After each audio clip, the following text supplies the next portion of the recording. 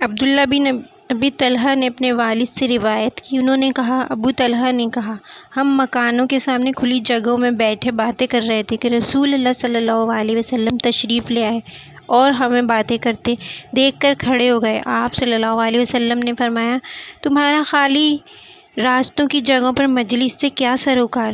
راستوں کی مجلس سے اجتناب کرو۔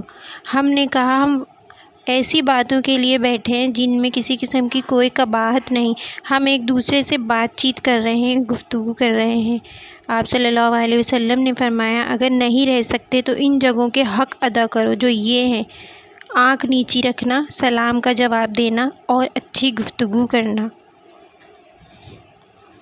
ایک اور حدیث ہے صحیح مسلم کی جو آپ سے شیئر کر رہی ہوں۔ حضرت عبداللہ بن عمر رضی اللہ تعالیٰ عنہما سے روایت ہے، کہا، رسول اللہ صلی اللہ علیہ وسلم نے فرمایا، تمہارے ناموں میں اللہ تعالیٰ کے نزدیک سب سے پسندیدہ نام عبداللہ اور عبد الرحمن ہے۔